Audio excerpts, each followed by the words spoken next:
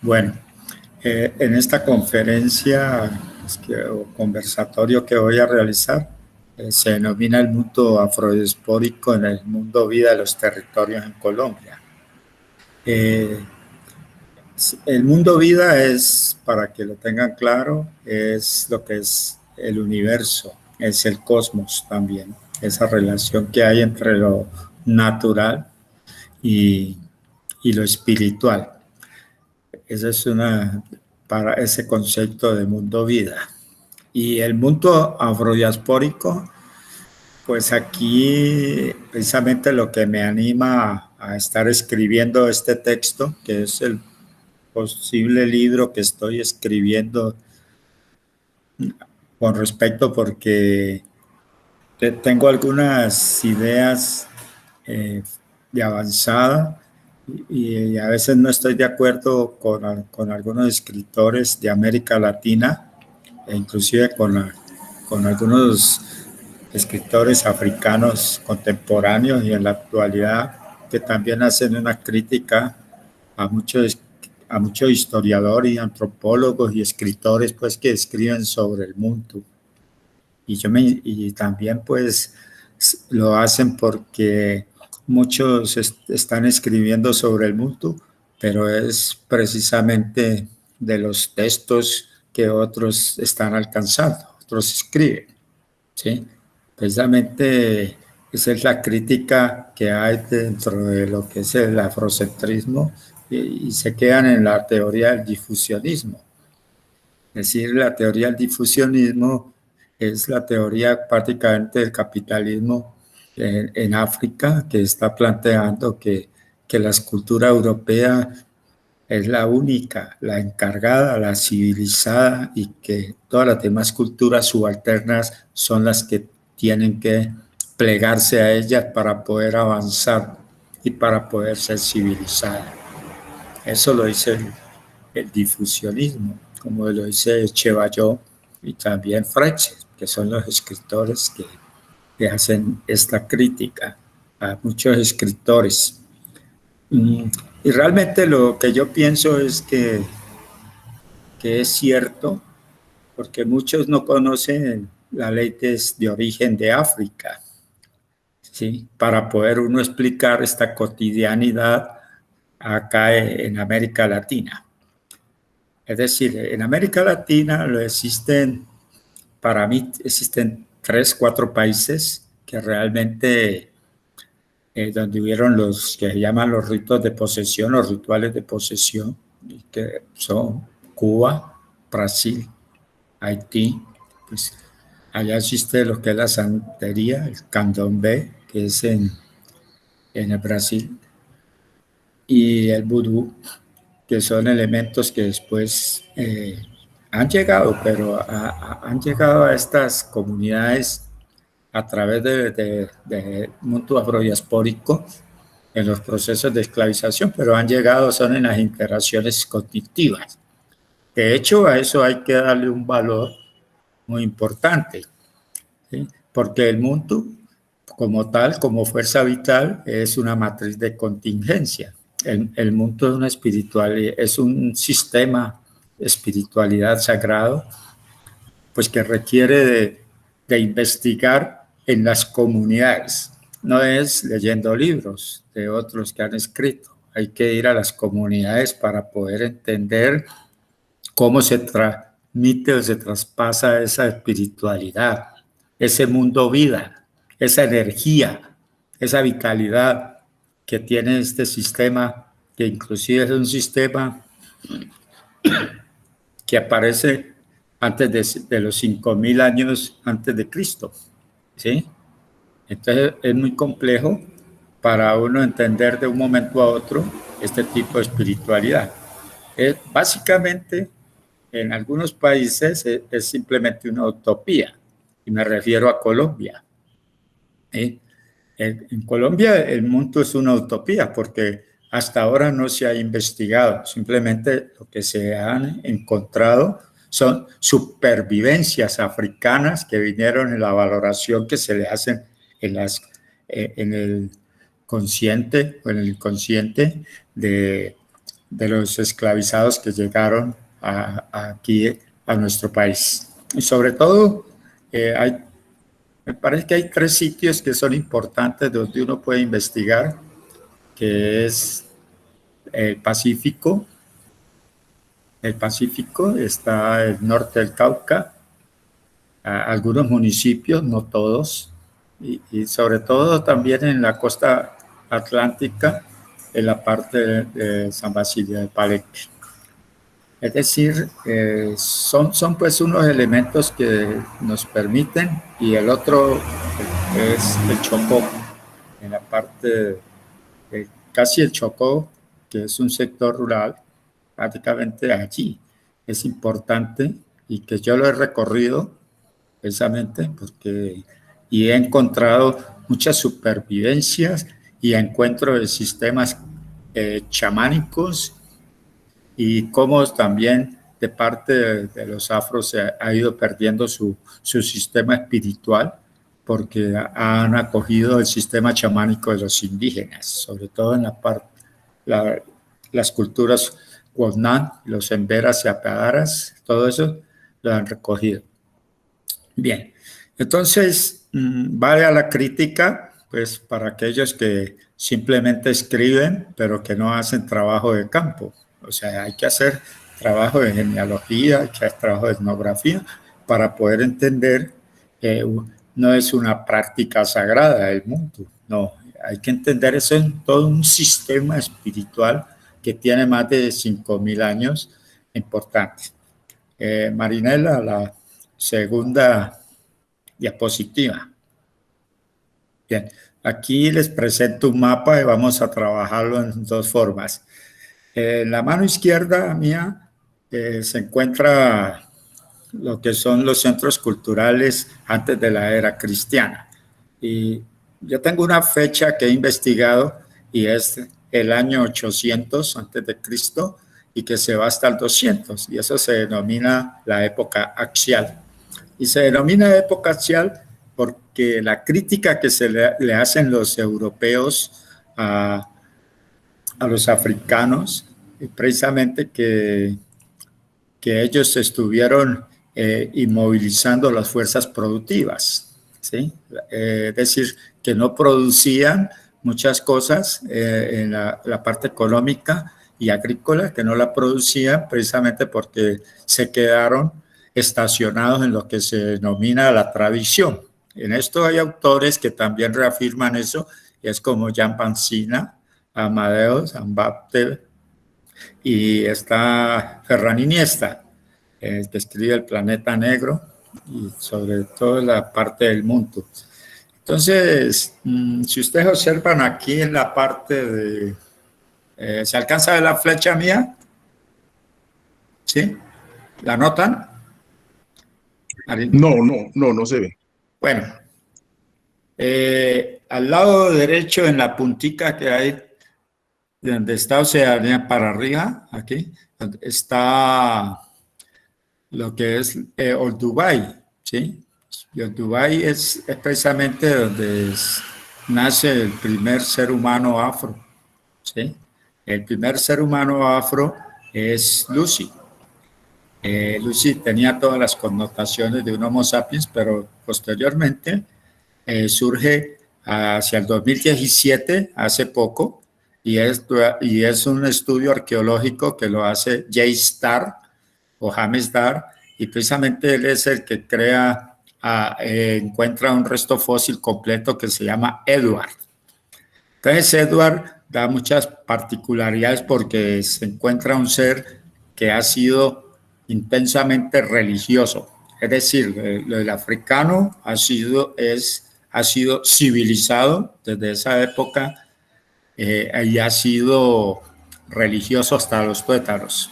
Es decir, y eso lo dice Plácido Tempest, ¿sí? Es decir, cuando Plácido Tempest quiso plantear que el africano tenía las características fundamentales para ser monoteísta, pero él se equivocó, porque el africano tiene otra construcción de, de la realidad y tiene parte de lo que es de la unidad y la multiplicidad. Desde allí es que se parte, es decir, el africano también tiene lo que es la relacionalidad, unifica lo que es lo connatural con el cosmos. Y cuando yo hablo con el cosmos es porque hay una energía. Y desde esta época, y lo dice Alexis Kagame, también que es otro filósofo africano, él está planteando también que en la parte de Ruanda se da cada 15 días, casi un mes, o sea, hacen grandes descubrimientos de seres muy inteligentes, ¿sí? No solamente Lucy ni Edward, pero la importancia de esto es que son seres religiosos, o sea, digamos, seres con una espiritualidad avanzada, que eso es lo que no han podido entender los occidentes, ¿sí?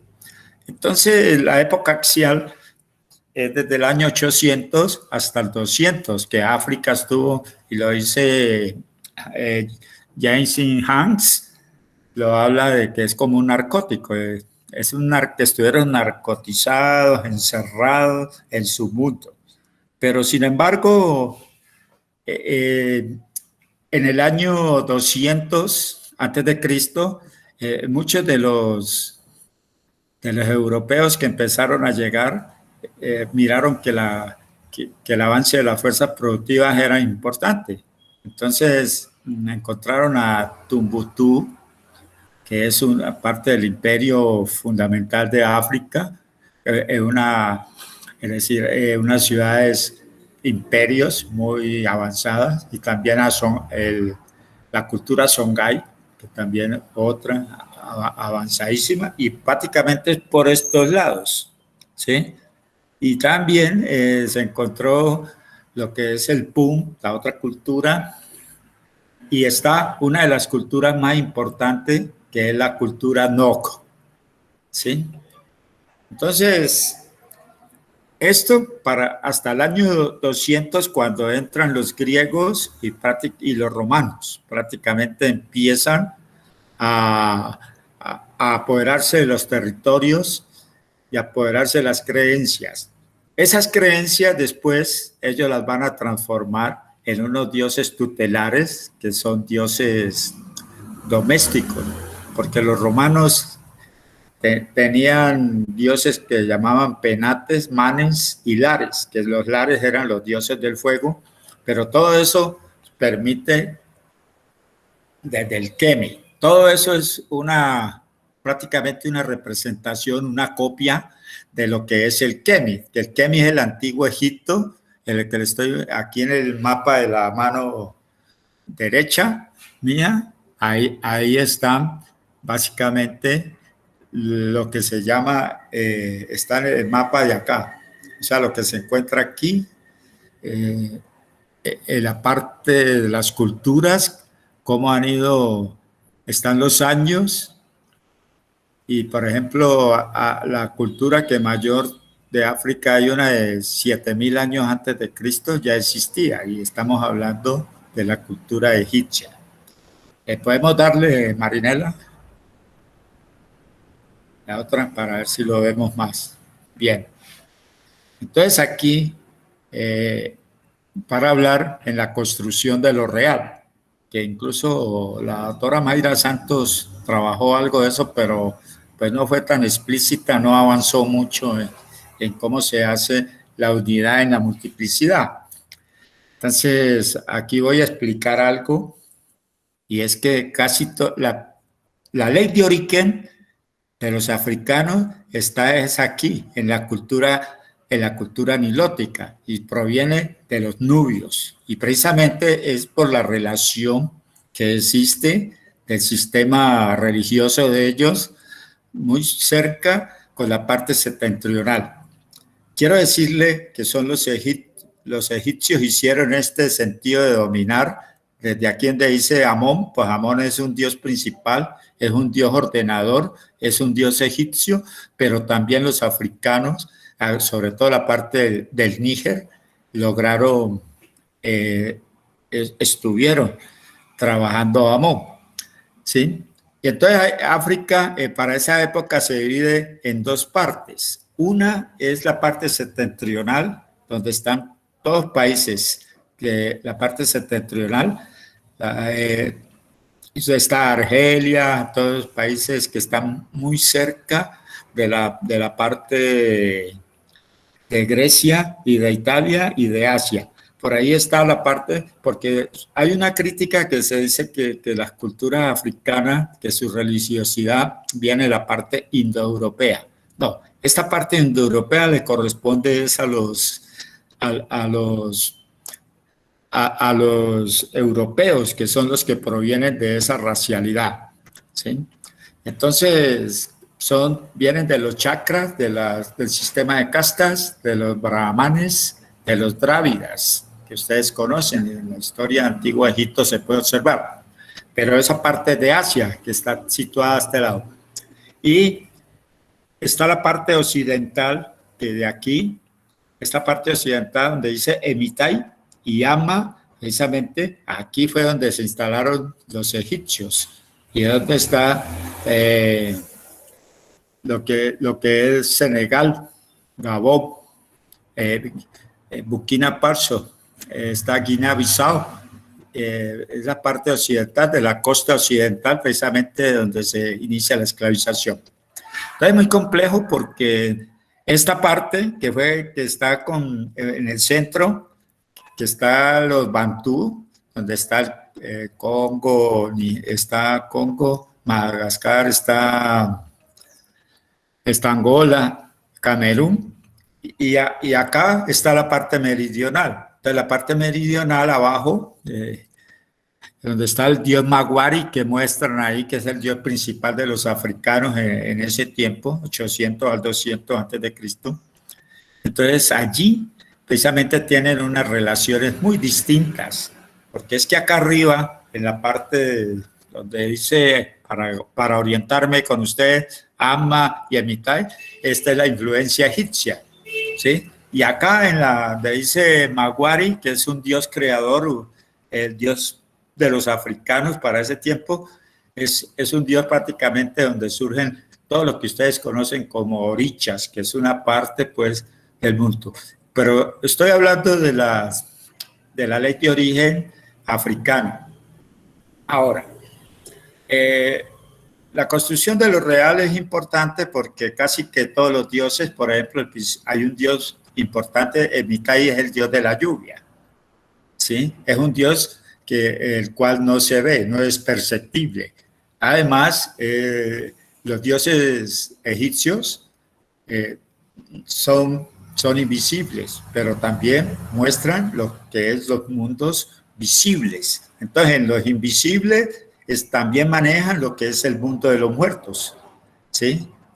Más adelante, pues van a haber más construcciones y ya no se les va a decir el mundo de los muertos, sino el mundo el mundo de los difuntos, porque en el Muntu, en la filosofía Muntu, los muertos no existen, simplemente los muertos existen, pero es en la filosofía occidental.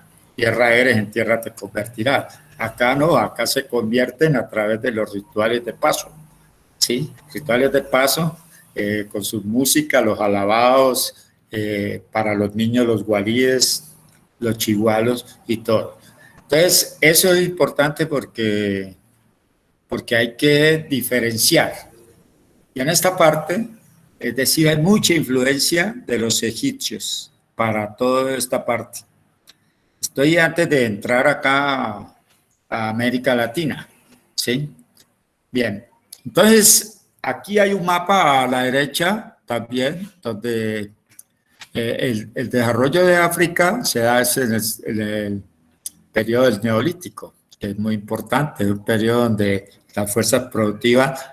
Lo importante de los africanos, y con respecto al Muntu, es que el Muntu es una fuerza vital, es una fuerza espiritual, tiene una relación con el cosmos, o sea, el cosmos es todo lo que es eh, el orden, el orden cósmico, ¿sí? Y también está el orden terrenal, es decir, es muy diferente las filosofías del africano con la filosofía occidental. La filosofía occidental simplemente se basa eso en un Dios monolítico, monocultural, ¿sí? Acá no, acá surge una serie de dioses y dentro de esos dioses, precisamente cada uno, pues ellos le llaman el animismo, porque casi que ellos combinan todas las fuerzas, los objetos, que más adelante les explico, que es el Kintu y el Bintu, que quieren decir cosas. Entonces las personas, si no se nombran con la palabra nomo, no, no se vuelve Muntu, porque el Muntu es la fuerza principal y es la fuerza vital, la fuerza que da la energía. Eso es lo fundamental. Y la palabra mágica es el nomo. Todo esto se da en estas culturas. La otra diapo.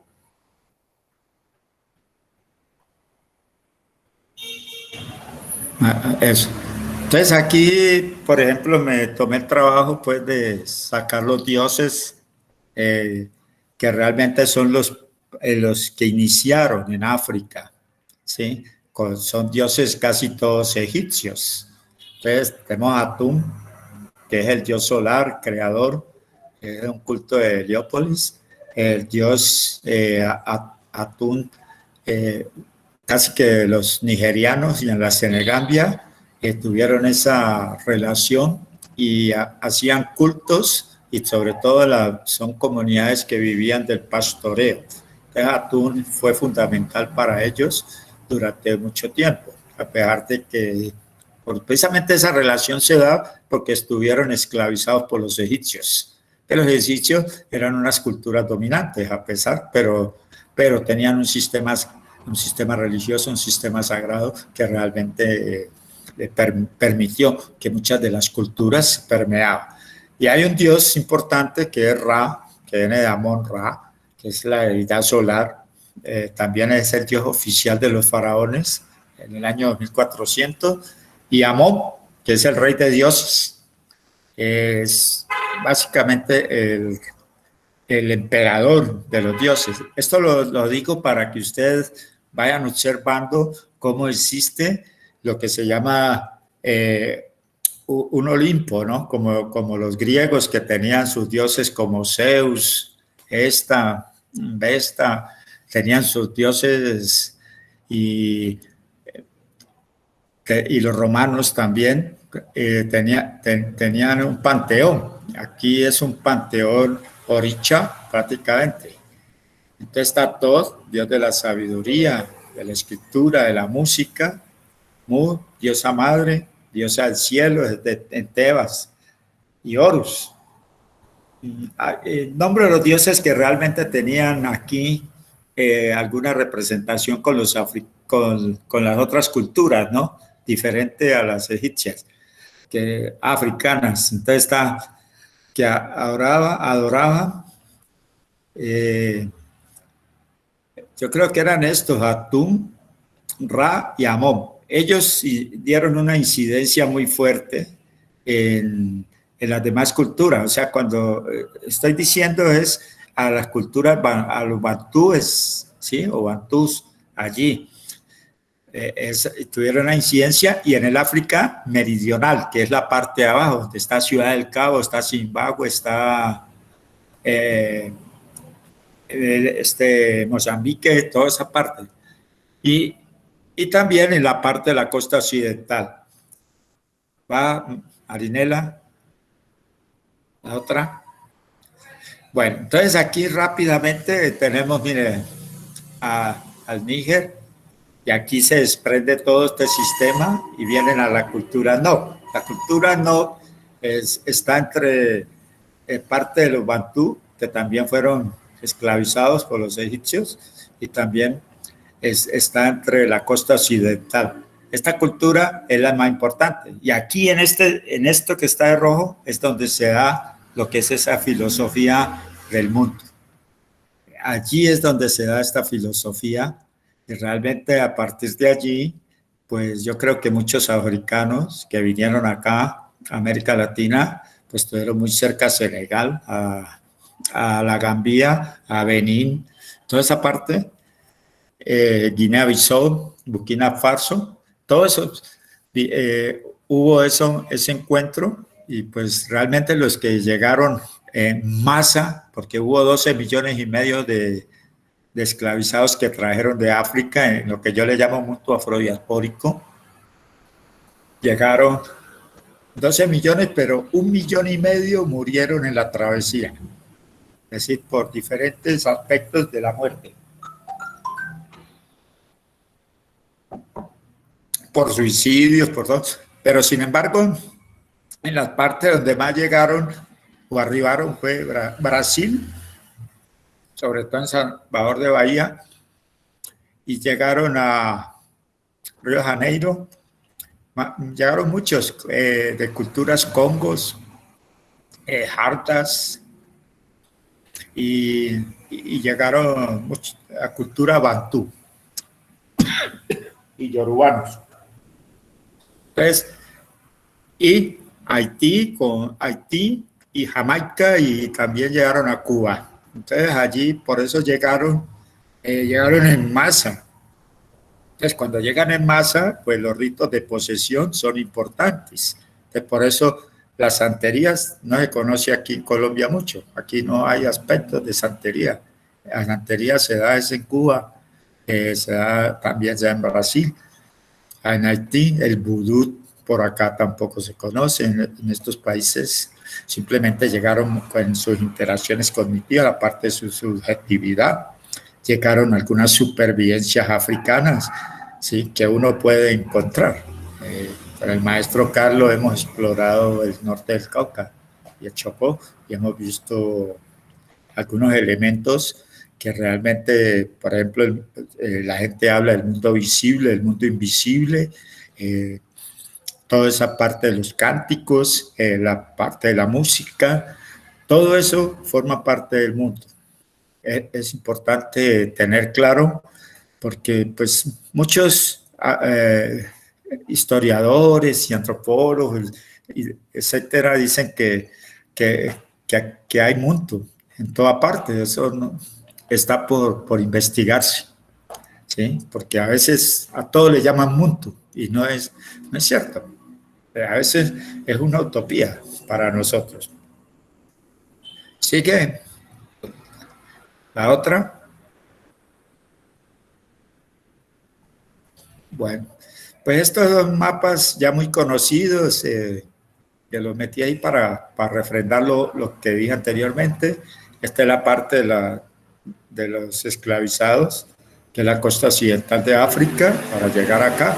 Y acá, pues está lo que estoy diciendo de cómo llegaron de esta zona. Mira, aquí está la zona no, que ya venía con la filosofía Muntu y cómo la trasladan acá. Entonces, mire, si ustedes ven la parte gruesa, llegan a Centroamérica, lo que es la parte de Cuba, llegan más africanos, ¿sí?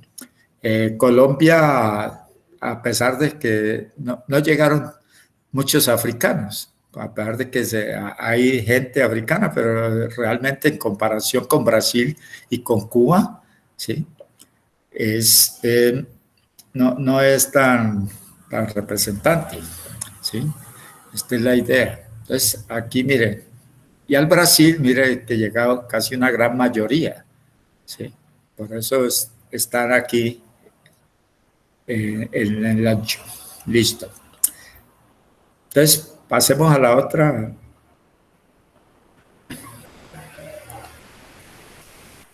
Bien. Entonces,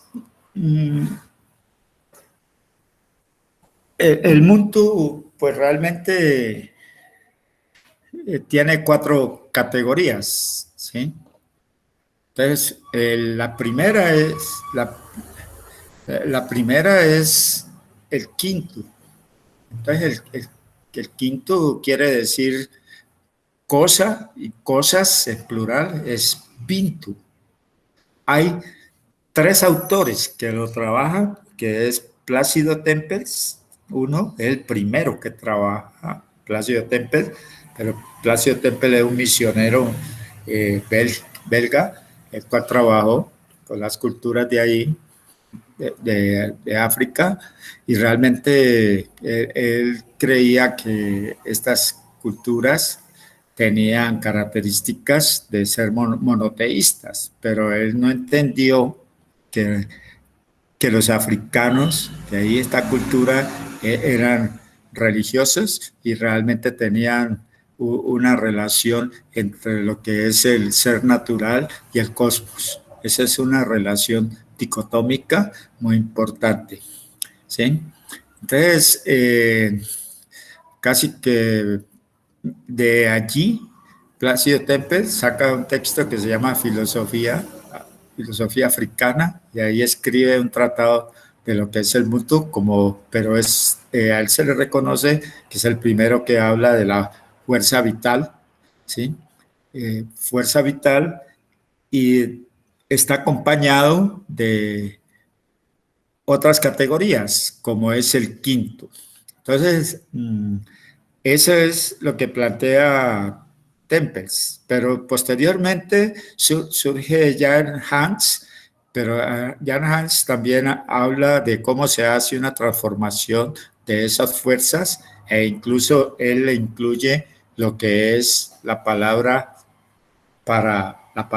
Mágara, y el Mágara, en la parte del quinto hay que entenderla, porque este Mágara es simplemente el entendimiento que tiene el africano, es decir, la capacidad de entender la relación de lo natural con lo cósmico, que eso no lo entienden los europeos por más que se esfuercen.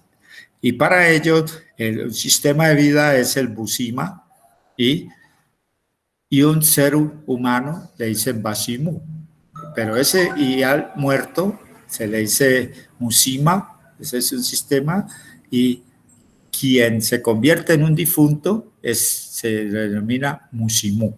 Es decir, para esto lo podemos ver, hay una parte que está muy fuerte, y es en los rituales de paso, que es lo que creo es lo que hemos heredado del mundo aquí en Colombia. Y en los rituales de paso donde se le canta, se prepara al muerto para que se transforme en difunto. Y aquí es donde surge pues de ese musimú. Hay unos musimú que son importantes, que tienen jerarquías, y esa es la jerarquía que existe, porque pues el mundo tiene un orden, y el orden es jerárquico. Entonces, el nomo es la palabra mágica. O sea, uno puede nacer en la filosofía africana o el mundo, uno puede nacer, pero si no lo nombra, si el hechicero, como llaman ellos, no nombra, no le dice, usted es una cosa, o sea que usted sigue siendo un quinto y no un mundo. Es decir, es una filosofía que realmente es muy dinámica, y también es animista, porque todas las cosas en el quinto, que son los objetos, pues los cuchillos, las piedras, hay unos ejemplos de Senghor y de Aimé Césaire, en los cuales ellos hablan de cómo es el cuchillo, y cómo el cuchillo forma una parte fundamental. Tiene las 4 estrías, pero si al cuchillo se le nombra, adquiere una fuerza vital y tiene una relación muy plegada con el ser humano. Entonces, todo tiene una connotación.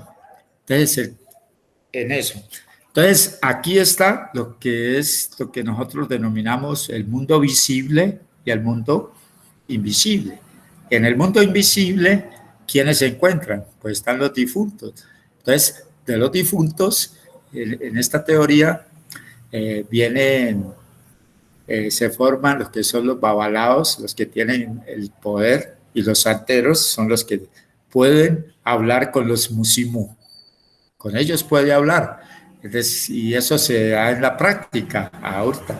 Lo que pasa es que el mundo tiene una connotación mágica y una connotación espiritual y que transgrede lo que es lo sagrado, ¿sí? Y transgrede lo sagrado hacia lo pagano. Entonces, esto lo podemos ver en la realidad. Cuando usted va al Chocó a ver lo que son las fiestas de San Pacho, o sea, usted encuentra los alabados, la música, todo. Cómo hacen un sincretismo, cómo se relacionan, pero siempre está la filosofía espiritual. Y aquí en los bembés, que son espacios religiosos donde se hace santería, se hace palería. La palería es hablar con los muertos. Los babalaos son los únicos que pueden hablar con los muertos. Entonces, todo eso está alrededor de la música, el ritmo, como dice en el Kuntu, el ritmo y el arte son elementos principales del mundo, no solamente lo religioso, sino que el arte, casi todas esas expresiones están relacionadas con la religiosidad. Eso es importante entenderlo. Entonces, uno encuentra eso, el Festival del Alabao que hacen en Andagoya. Es importante porque uno ve cómo se recuerdan a los loas. Los loas son casi que viajeros, son gente que practica lo que en la parte del vudú, son los que hacen los cánticos y todo, pero en el vudú, simplemente que de allá los hemos transportado acá, pero le hemos dado otra connotación. Pero eso es esencialmente vudú. Y también están los griots, que los griots cantan, son los pedazos de historia. Los griots no son tan sabios, ¿sí? Sino que simplemente cantan los pedazos de historia, rememoran lo que decía Zapata Olivella con respecto al mundo en los orígenes, ¿sí? El árbol palabrero, el árbol palabre, que es el boabá, que es la relación espiritual que hay entre el babalao, ¿sí? Acuérdense de Odumare, los que hayan leído Odumare, y cuando se le solicitaba a Nago, cuando iban a partir el Muntu iba a partir hacia América, ¿sí? Por la maldición de Changó, fundamentalmente. Entonces el Muntu viaja a América en esos procesos de esclavización. Y hasta ahora no es en la creencia, sino que es en ese sistema de espiritualidad que existe en estos países. Entonces, todo estas categorías están relacionadas porque el Kuntu es la invariabilidad del estilo, es el arte. Hans, por ejemplo, hace un planteamiento que los africanos, en la parte de este mundo, ellos han reformado esos movimientos literarios, como son el neosurrealismo, lo han reformado, y el expresionismo, sobre todo en el arte, en la pintura, en la escultura, ¿sí? En la escultura, porque hay una palabra mágica que es el nomo. Si no se nombran, es como lo que pasa en la teoría de Aristóteles, que habla de acto y potencia, ¿no? Se hace, no. Acá el africano ha recogido, ha mejorado, e inclusive en las lenguas también ha mejorado las lenguas. El africano, en esa parte de religiosidad, ha escrito en inglés y ha escrito en francés, ¿sí? Pero todo lo ha adecuado a su sistema religioso. Es decir, ha hecho aportes fundamentales en este estilo de espiritualidad. Y eso es el Kuntu. Y entonces el Kuntu es cómo se nombra, cómo se le da vida por ejemplo, a una escultura. Y hay dos cosas. Cuando el africano articula la religiosidad o el mundo al arte, no lo hace por una finalidad como lo hace Occidente. No, el africano lo hace porque le gusta construir sentido y que eso aproveche a la comunidad. Eso es como una cuestión muy importante que hay que tener claro. Y también la poesía. Creo que de las prácticas del arte más importantes que tiene el mundo es la poesía, como lo dice Senghor y Aimé Césaire, ¿sí? La poesía es como la forma de comunicarse, a pesar de que ellos tienen una forma lingüística lacónica, pero son muy exactos en su decir, en su poesía, no dan tantas vueltas, ¿sí? Entonces, la poesía para ellos también es una prosa fundamental. Entonces, todo esto que se da se llama culto porque dentro de todas estas partes del arte y la cultura está lo que es la belleza. La belleza es fundamental para ellos. Todas las cosas que ellos construyen, en la creación que ellos hacen, que es el elemento clave para ellos, está la belleza y está la música. Por eso están las polirritmias. Y la polirritmia, por ejemplo, hay un africano que se llama Paul Diagne, que le dice en el nombre africano es Kumeini Kuchi. Él dice que la música o cuando se toca los tambores, el tan, tan, tan, esa es la voz de Dios. Y precisamente Dios casi que en esta espiritualidad africana, Dios casi no tiene mucha importancia, porque Dios no está muy de cerca. Por eso ellos están más de cerca de lo que son los santos, por decir algo. Está más de cerca porque los santos están más cerca en la cotidianidad. Y eso también lo rescatamos. Eso viene de Dahomey. Eso lo rescatamos aquí, en lo que es una parte sencilla de la santería, ¿sí? Es decir, por ejemplo, Ledpa, San Pedro, ¿sí? Entonces, esos son representaciones y simbolismos pues, que realmente hay un desdoblamiento. Pues, acá se dio de otra manera y se dio fue para poder pervivir, porque si no lo hacían, pues casi que eran masacrados por los españoles acá en nuestro país. Entonces las polirritmias son los ritmos y es importante, a ellos se les debe mucho la música, pero la música está dentro de la espiritualidad. El 3x4, el 2x4 y el 2x4 son las formas o entradas cuando se toca el batá, el alegre, el llamador, es decir, ellos hacen también una cuestión de síncopa. La síncopa es que las palabras tienen no un solo tono como es en el español, sino que tienen dos tonos. Por ejemplo, la palabra diablo, ellos le dicen diabolus. Eso es básicamente. Entonces tienen todo. Han creado lo que es el solo. El solo también se da en la parte de la ópera, tiene mucha participación. Y también lo que es el tango es de creación bantú, y la parte religiosa y lo que es la milonga, ¿sí? Por algo le decían a Gardel el negro, esa gente, porque el tango es de inspiración bantú.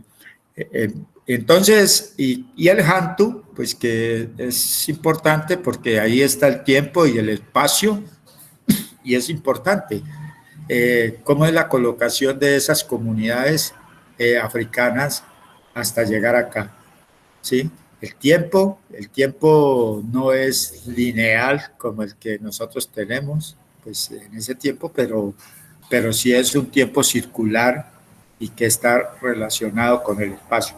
Por eso, cuando en los tiempos de en el tiempo de la colonización, los españoles nunca entendieron las formas de vivencia de los africanos, de esos tipos de resistencia en las territorialidades. Porque es que en África ellos tenían toda una simbología, estaban repletos de símbolos, y llegar acá y no encontrar todo eso, que estaban iban a tener que hacerlo porque al escondido hacían los ritos y los rituales para poder mantener su cultura. Entonces es muy complejo. Y todo esto lo planteo porque pues la idea es la pregunta de investigación de este trabajo es si realmente lo que hay acá en Colombia es mundo o son supervivencias africanas, simplemente. Entonces, en los sitios que he andado, como es el Chocó, Nariño, el Valle del Cauca, el Cauca, todas las comunidades afros, investigando, hablando con la gente, mirando, pues uno encuentra que son casi muy parecidos, sobre todo están en la música, en la medicina tradicional, que es importante, sobre todo en el Pacífico, ¿sí? Y también están algunas partes agroecológicas que uno conoce, la parte de los cultivos, cómo se dan, pero uno ve la fusión entre el catolicismo y de pronto parte de ese pensamiento africano de mundo, ¿sí? Pero lo ve nota muy profundo porque es, es muy diciente. Por ejemplo, en Bahía, Brasil, son rituales de posesión. Aquí en Colombia no lo hay. Aquí no encontramos, por ejemplo, en lo que es el Ubanda, que es una de las prácticas religiosas ancestrales que vienen de África, hay 15.000 terreiros, o sea, 15.000 templos. Y del candomblé, que es la otra práctica, la danza espiritual religiosa, solamente hay nada menos que hay 3.000 templos o terreiros donde la gente va. Lo único rescatable de eso, pues dicen muchos, o sea, lo importante y que sería bueno es la parte de que han conservado parte de ese sincretismo. Se respeta dos cosas, porque el sincretismo es la relación de dos religiones y más, ¿sí? Pero se relacionan dos cosas. Una, el sacramento del bautismo. Aún se bautizan por lo católico, pero después hacen sus prácticas y su paganía, ¿sí? Y lo mismo, y el sacramento de la muerte, que es la combinación que ustedes conocen, que hemos visto en las distintas comunidades, ¿sí? Donde se hace la novena, se hace los rituales de paso, el alabado, todo, el muerto, el difunto, cómo se lo despide, los niños, el chigualo, el gualí, toda esa parte de la comida, todo eso. Pero todas esas son prácticas que vinieron con el mundo en las embarcaciones. Entonces, fundamental mirar, y a mí me preocupa, o sea, me preocupa en la investigación que estoy haciendo es cómo los afros han ido perdiendo toda esa espiritualidad porque se están ligando al sistema chamánico. Haciendo una aclaración, que el sistema chamánico también es conocido por los africanos y vinieron acá y también lo aplicaron, ¿sí? Entonces, ustedes saben que con los indígenas el sistema chamánico, una parte de la religiosidad, y se trabaja con plantas medicinales y sobre todo el bejuco es muy importante. Se hacen los narcóticos, perdón, el yagé. Entonces, entonces hay un concepto muy fuerte que se llama hibridación, pero creo que no es por ahí. Pero uno ve en los resguardos indígenas actuales, conozco aquí el resguardo Nazaquihue, aquí en Santander de Quilichao, donde hay más de 300 familias afros, ¿sí? Siendo indígenas, y han adquirido todas las competencias y toda la religiosidad. Puedes decir, y aquí en Colombia, pues hay dos babalaos. Hay dos babalaos, que es Antonio Fortul Prada y está el señor Hueso, que es los que yo conozco, ¿no? Que he interactuado con ellos. Pero uno va al Brasil o va a Cuba, a Santiago o a La Habana, y en cada esquina, en cada encuentra 3, 4, 5, porque sí están, ¿sí?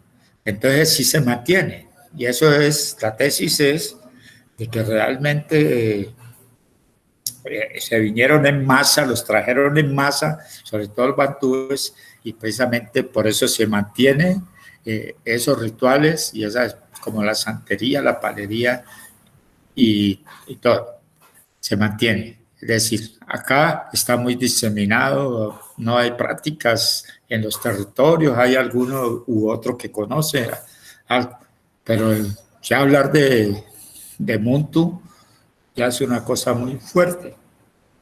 Es una parte ontológica, primero, porque hace una relación del ser con el cosmos y con la naturaleza.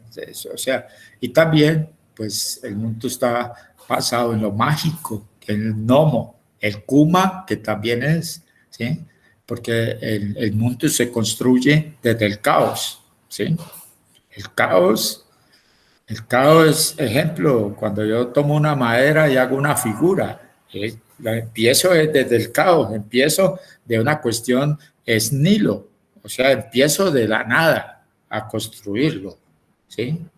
Entonces, esa cuestión, en la filosofía occidental, Platón le llamaba el demiurgo, ¿sí? Y el demiurgo es un dios que hace, ¿sí? Que se vuelve un arquitecto y va construyendo desde el caos. Lo mismo pasa en las sociedades africanas, ¿sí?